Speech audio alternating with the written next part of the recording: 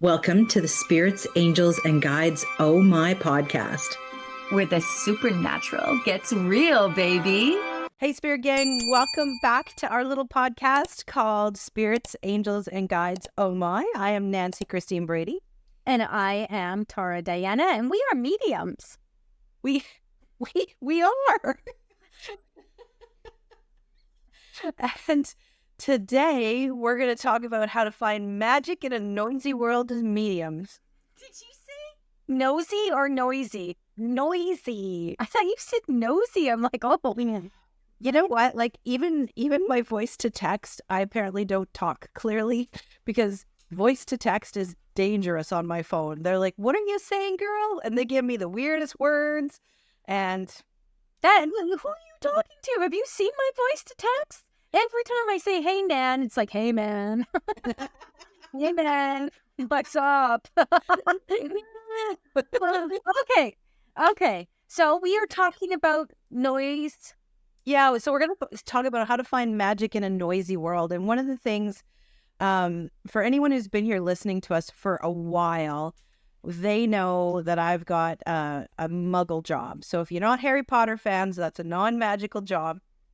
On the weekends, on Saturdays is when I do my readings. Tara does this full-time. So this is her work full-time.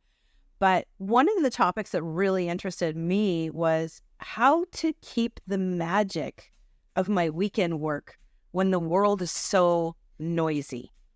Because it definitely gets to a point where, we have to explore that feeling of losing the connection or being in connection, the intuition, the sacred threads that we weave when we're connecting to spirit versus when we're sitting in a non-magical day job that's got time demands and constraints on us and kind of, I don't want to say soul sucking, but I will.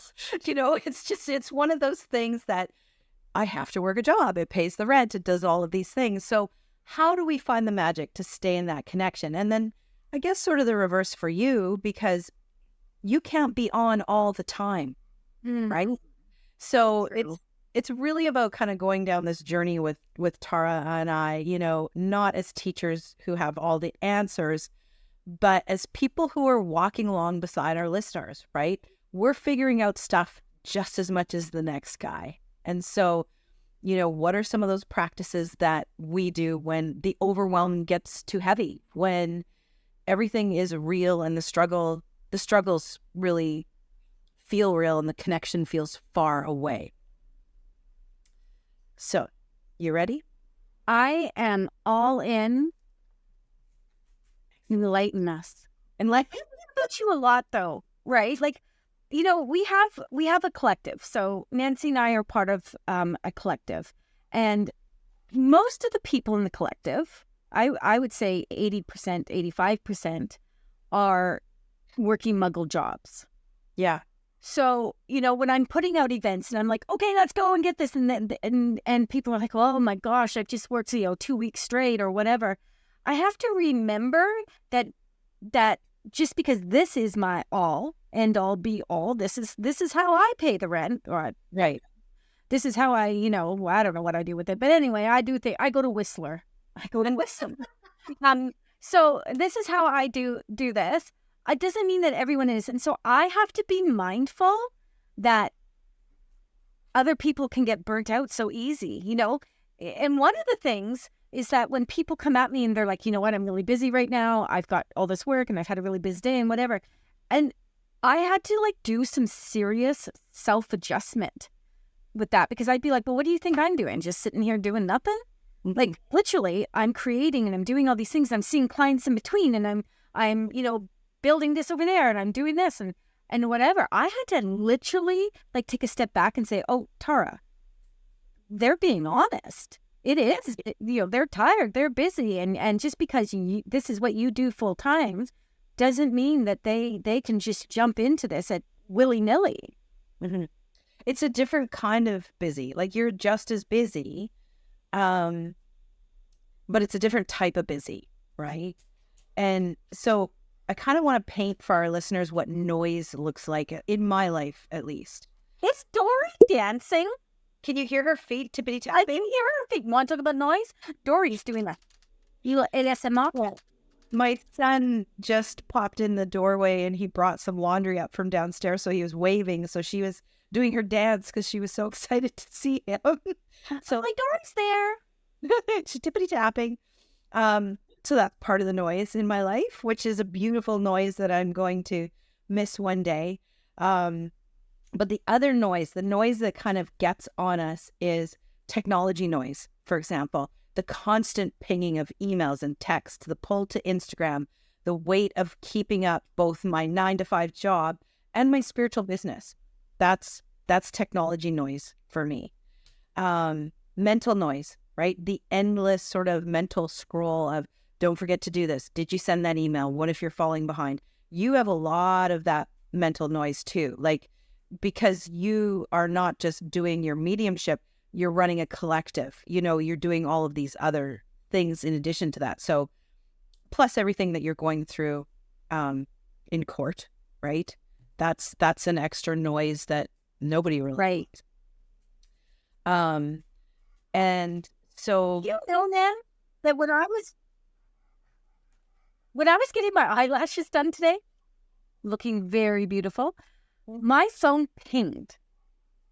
My eyelash tech and I listen to my podcasts when we get my eyelash. Not this podcast. We don't listen to this. We listen to whatever I'm listening to, and we listen to it together.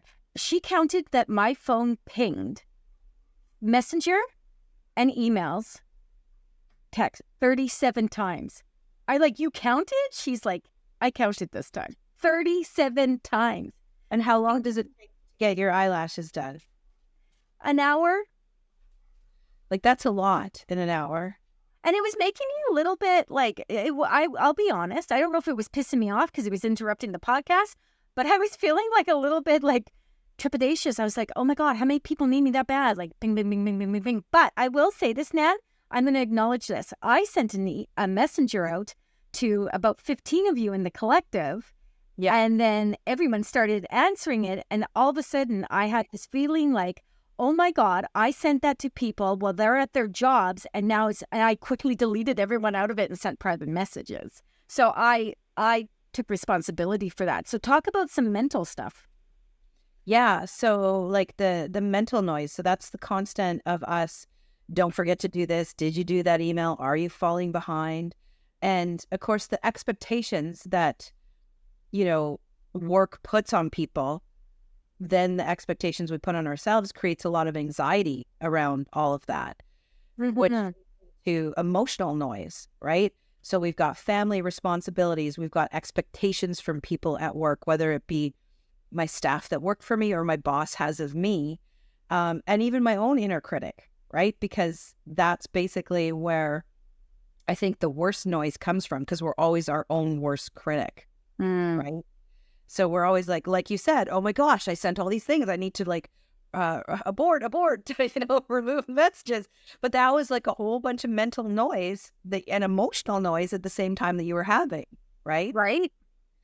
One of the things, just sort of a personal note that I realized where I was losing a lot of time and facing a lot of stress is I wake up in the morning and the first thing I do is grab my phone, because my phone's my alarm. So I turn it off and then I start scrolling. And instead of actually just setting it down, taking a breath for 5 minutes and going, I need to just be connected, right? So that's where you tend to lose connection, because in the constant rapid scrolling, we feel like we're being connected via social media, but we couldn't be more distant from people, right? Does that make sense to you? That's interesting. And that's really, really interesting. I find that for me, so when I wake up in the morning, I wake up hella early, but when I wake up in the morning, I instantly do my gap. I'm done. And then I pick up my phone and I literally, because my assistants are in different time zones than me, except for Dylan. So I instantly look to see if there's anything that's an emergency, because I have a window with Vanessa of only 2 hours in the morning before she goes to bed. So I need to take a look at that super quick. And so that literally starts my day off. And then I walk those dogs for 2 hours and I do some of my best work. You know this. You've been on the phone with me while we're connecting about podcasts and Spirit Lounge and all those things. I do some of my best work when I'm walking the dogs out in nature and chitter-chattering with and getting stuff done. I even ChatGPT'd our whole brochure. But I was walking the dogs. But you are also in the zone, right? So you're in nature, you're with your dogs, and that allows you to, like you said, you did the gap. So you're grounded, but you're also connected. So it's not just that the marriage of technology, right? There's more involved with it. So I would definitely say to our listeners, what does noise look like for you? What is the soundtrack of your overwhelm right now that's buzzing? Like, is it your phone? Is it your family in your ear? What is it, right? And just set that aside, right? Just set that aside for a second. Some of the struggles that I have that I don't always share, and I share with you, obviously, especially when we do our catch up on the phone. But I will numb out as well by endlessly scrolling instead of sitting in silence. So at night, when I'm really needing to actually sit maybe in meditation or sit in silence, I find I'll be picking up the phone and looking at Instagram or Facebook or texting people to have that connection rather than going within to work on a connection with spirit, because I just need to sort of check out. So I'm going to say something here. My phone's always been like my bestie. Right? My phone and we do everything together. So when people say I need to take a break from my phone, I never resonate with that. I've never felt like I needed to put my phone down. I've never felt I needed to get off social media. If something's bothering me in social media, I block and get rid of someone. I don't take myself off social media because there is a baby cow and a pit bull that needs me to see their pretty faces. But here's something interesting. When Ryan passed away, and you know this, when Ryan passed away, for the first week, I still had to walk the dogs, right? And there was no one that can walk my dogs, my husband and I, but I couldn't walk them alone. He had to come with me because I needed to have a conversation. I needed to be able to talk about things. Because going alone was scary. I needed noise. And to this day, Nan, I need noise. I can do a meditation, but I rarely sit in meditation now. And this may change, right? This is just my truth. Doesn't mean I'm any less spiritual. But I can't read a book anymore like I used to. This makes sense to me though. And for the listeners who are just joining us, if I can bring them up to speed quickly, Tara very unfortunately lost her son in an awful, awful way. And so that was when I alluded to the court reference earlier, that's holding those people accountable for what they did. And I think I would be the same way as you, is I don't think I'd want to sit as my brain would go through processing what had happened. I would need noise.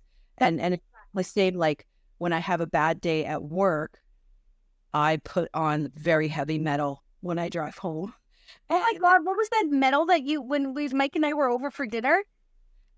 Oh, that was, oh gosh, it was called The Who, and they are, Hungarian death metal or something? Yeah, Hungarian throat singers, but it's like a death metal or something. Please go look that up. Go look that up, everyone. That was something else. HU is who they are, and they're very good. But I'll put on like Five Finger Death Punch, and I'll just be like, on the way home, because it just helps me get out anything that I'm processing. That is hilarious. I know. So I'm sharing. I'm doing my vulnerability part on this podcast. But the other thing I realized is, and you're very big guilty of this, of what I'm about to say. I say yes to everyone and no to myself. Right? Well, I say yes to everything, and I still say yes to myself. I'll be like, oh, I will make this work. I'll make it work. But then that's what actually is very draining. Yeah. Yeah. Very draining. And then sometimes too, I lose the connection because I avoid it. So I don't want to be in my spiritual right now. I'm in my human. I had a shitty day. I just want to like push everything away and sit within it. Right? Did you just see that? No, what are you? A white, not an orb, not a fluff, like a white, about this long, just floated right up and went over there. Interesting. Well, okay. So for the listeners who are on Spotify or any of the other platforms, go to YouTube and you'll be able to spot check that time mark on our. Yeah, I don't know who's coming in to say, hey. Yeah. Yeah. So, sometimes when I'm preparing for like a class or a teaching that I'm doing with people, and I'm feeling disconnected and I'm surrounded by notes or deadlines and I don't have a spark, what I find will bring me back instead of pushing harder is getting out into nature, just like you were talking about with your dog. And sometimes I have, as you know, my power animal, my master spirit animal is a raven.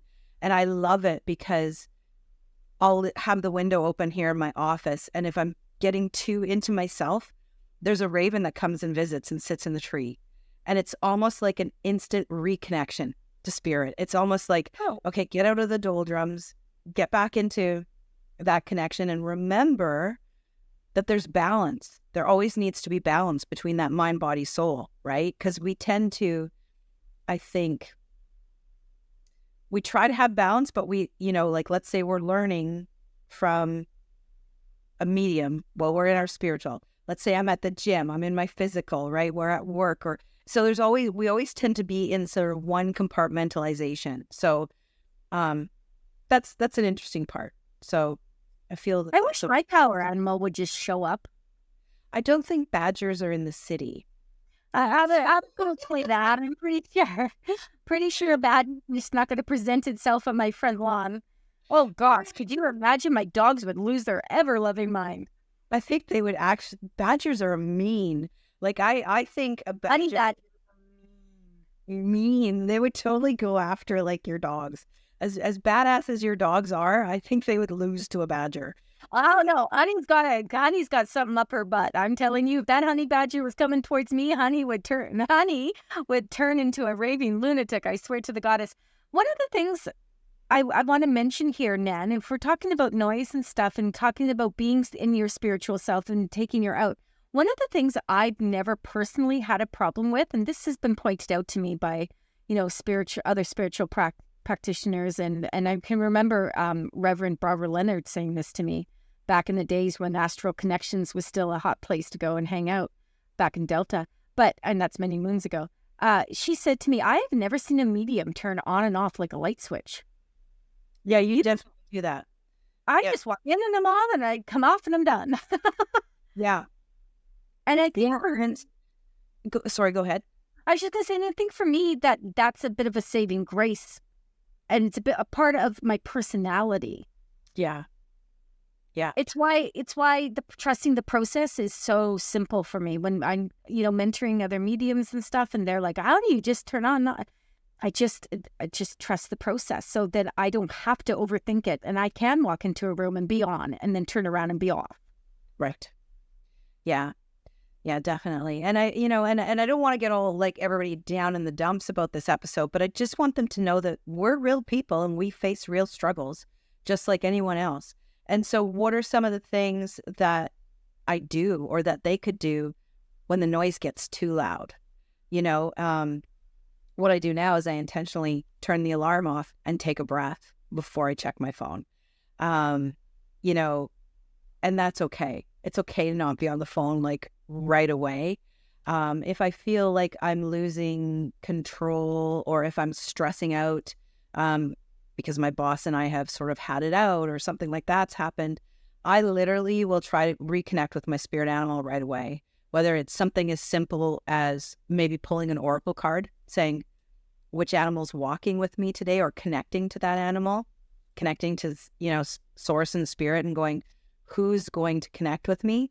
I do love the fact that as most of our listeners know, I do a lot of work with animals, both living and past, and spirit animals. And I always have animals show up when I need to get out of my head.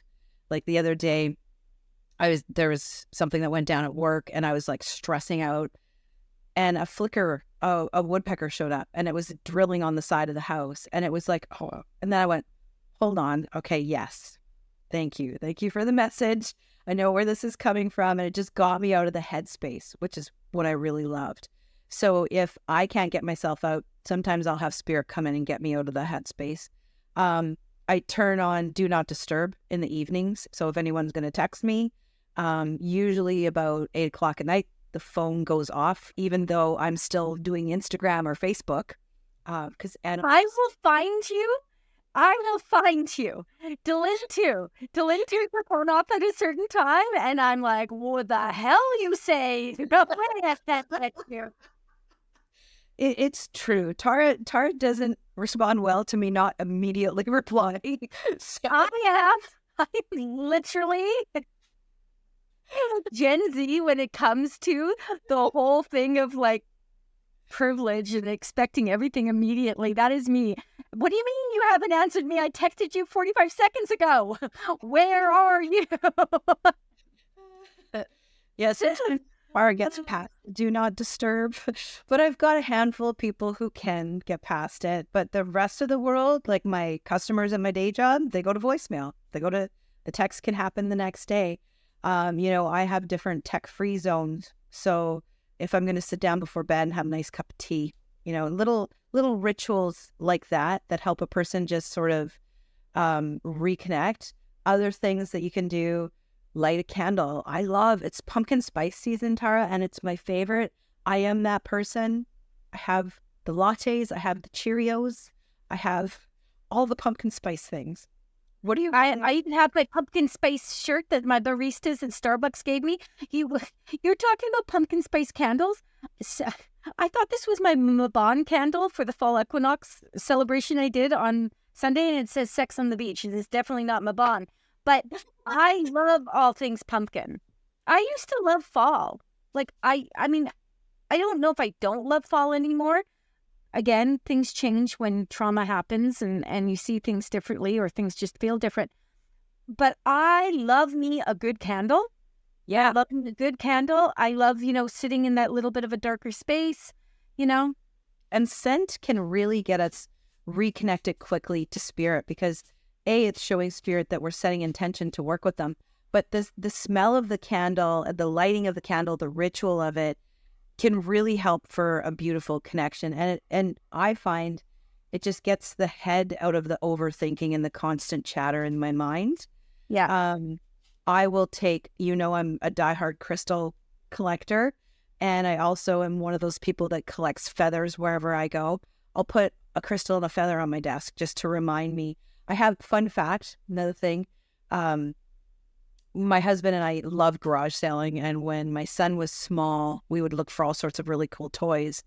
And I'm from the generation that grew up on Sesame Street, and I have literally a Sesame Street Cookie Monster that sits on my dresser, and I have a little Smurf that is one of the magical ones with a potion that my 27-year-old son bought me because I used to love Smurfs, and I'll put it on my desk just to remind myself that's joy, that's happiness.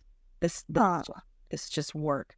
So there's little things that you can do to get out of that and bring the magic back in. And there's nothing that plugs people into magic more than thinking back to when you were a child and you sat in that moment of pure joy.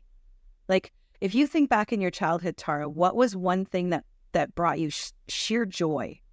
Reading. Okay. Reading like nonfiction.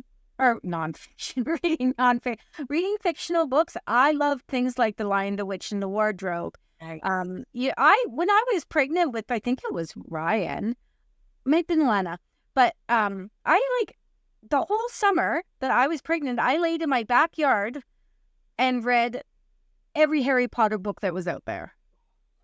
Like that's my kind of jam, and that's why I said to you, it was sort of sad that, reading is just not something, I need something that I don't really have to think. Yeah. Do you know what I mean? Like I need to look at the baby cows and the baby goats and the, Exactly. And I still do. Like today, I had a very interesting meeting with my boss. I was stressed. I'm not going to lie. I picked my phone up. I went to Instagram and I looked at little baby Highland cows and I looked at, animal rescue stuff. And I just went, huh, I feel good. And I put my phone back down and I carried on with my day. So, some people will journal, some people will brain dump and write everything out. I'm going to just put this to our listeners. What's one small thing that they could ritualize this week that's just going to bring that joy back in and silence the noise a little bit? I love that. Yeah. Yeah. So, some stories of people in my life where it illustrates how magic sort of sneaks in and spirit reconfirms our connection. I had a client where her late mother's favorite song was playing unexpectedly in a grocery store when she was really missing her, right? These are our signs and symbols from spirit where we go, yes, there's magic in the chaos. There's magic in the noise. Like no matter how loud that grocery store was, oh, hey, Mom, we're still connected, right? Yeah.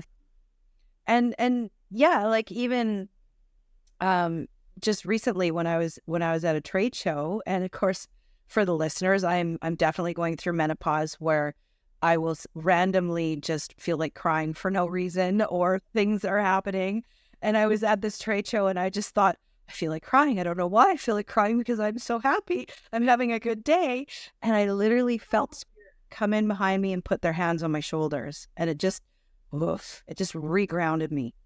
So magic doesn't have to live in forests or in Lord of the Rings or different places like that. It can be unexpected. It can come in where we least expect it, and it's definitely a good pick me up and a reconnection. I love that. I agree. Everyone has to find their own way. Everyone does. Definitely.